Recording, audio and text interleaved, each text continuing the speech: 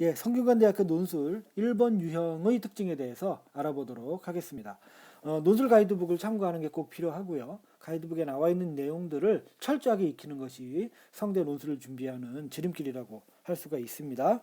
여기 지금 제가 화면에 띄워놓은 게 2015년 논술 가이드북이거든요.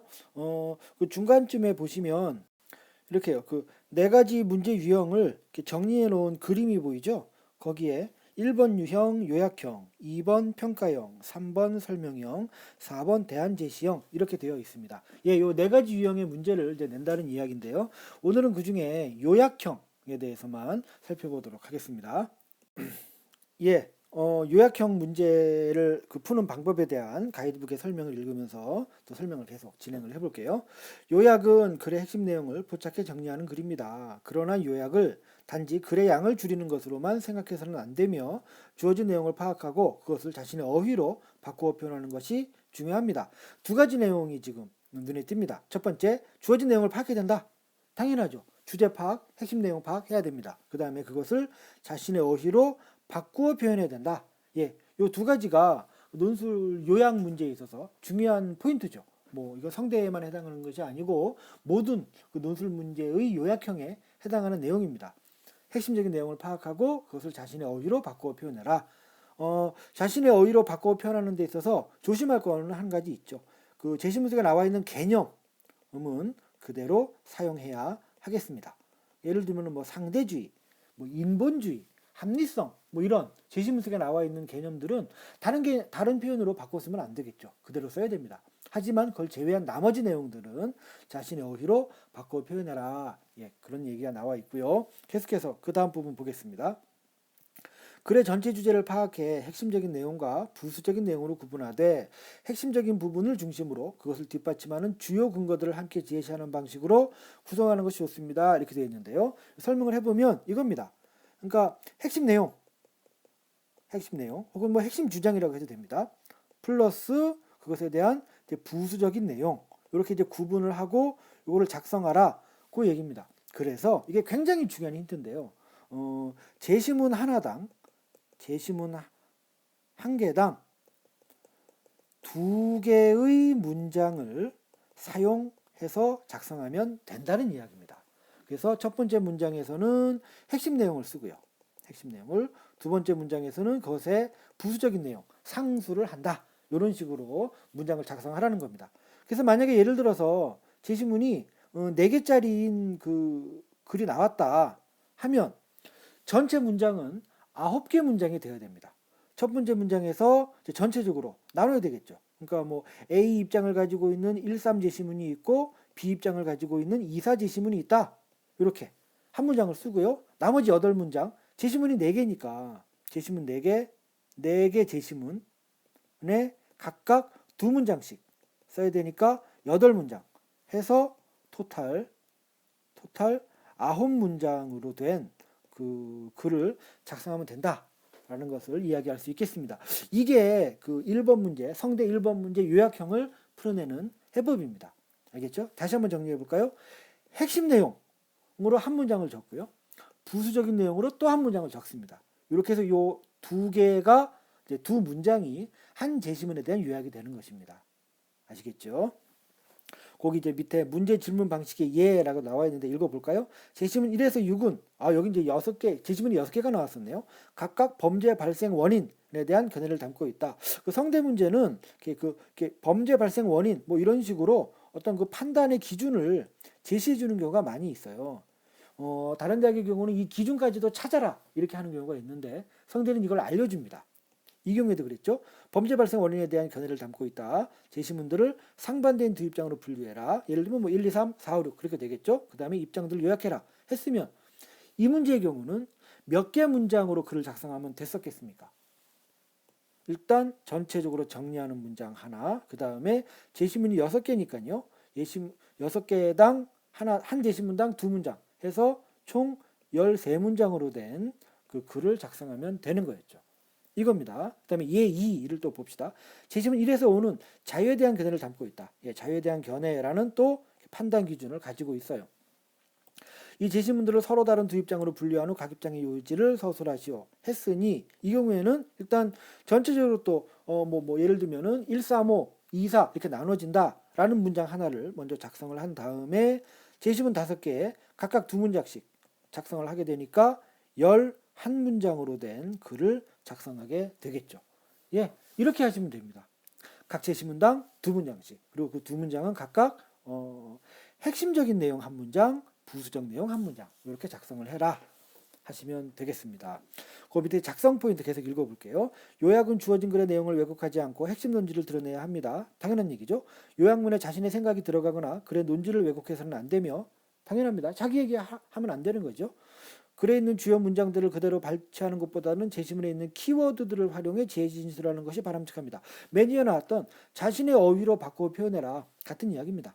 글의 본래 논지를 훼손하지 않으면서 자신의 말로 바꾸어 표현하는 것이 요약의 관건이다 했고요.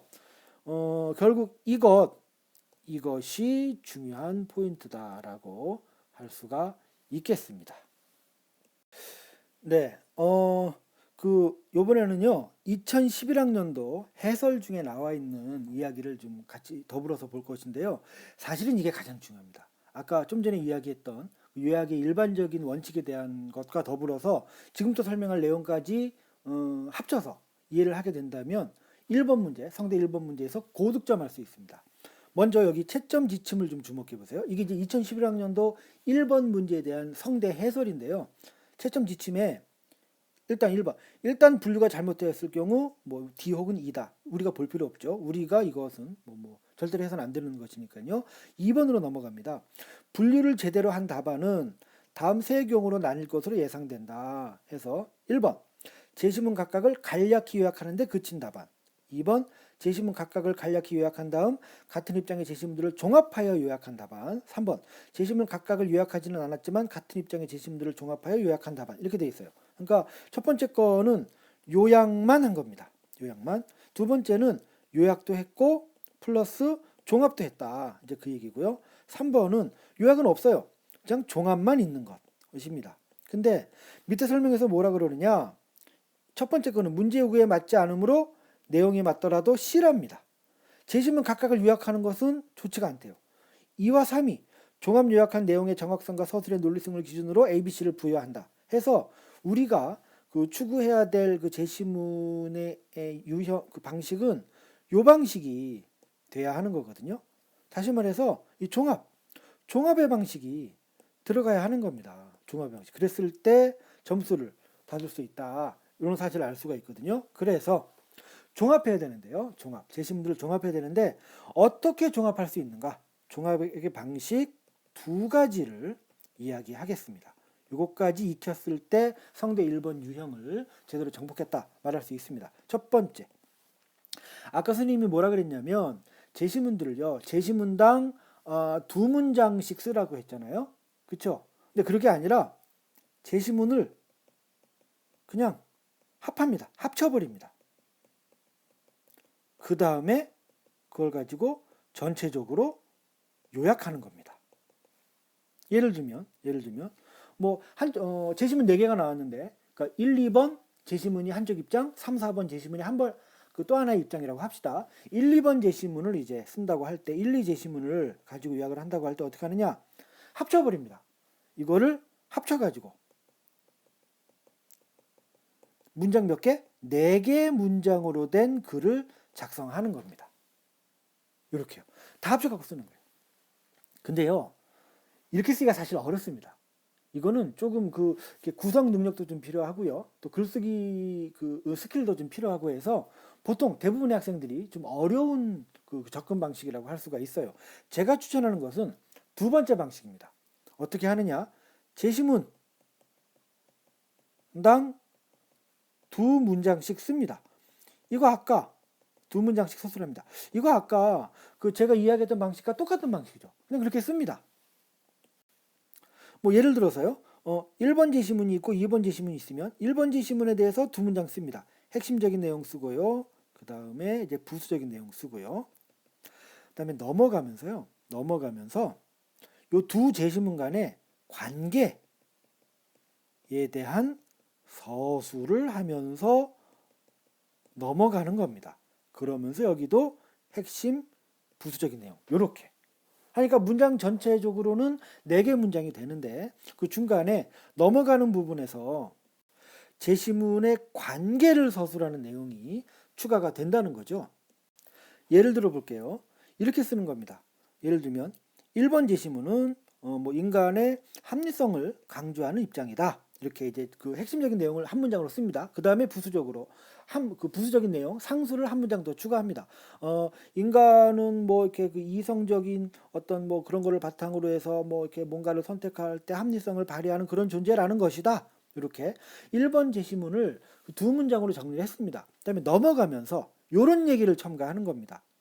이러한 인간에 대한 이해를 바탕으로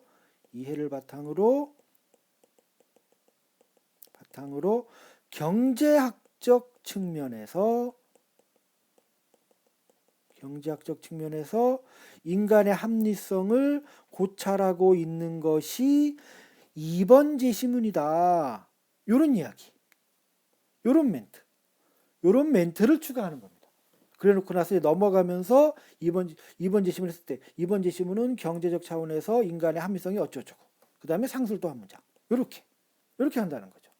그래서 자 1번 제시문에 대해서 그 핵심적인 내용, 부수적인 내용 2번 제시문에서 핵심적인 내용, 부수적인 내용을 썼고요. 그 중간에 1번에서 2번으로 넘어갈 때 그 둘의 관계를 서술해주는 이런 걸 이제 매개 문장이라고 하는데요. 이런 이야기를 써주는 겁니다. 이렇게 하면 여기 지금 각각 요약하고 제시문의 관계를 종합한 요 2번 유형의 글을 쓸 수 있게 되는 것이죠. 아시겠죠? 이렇게 하면 1번 요약하기 문제 유형을 정복할 수 있겠습니다. 네, 이상입니다.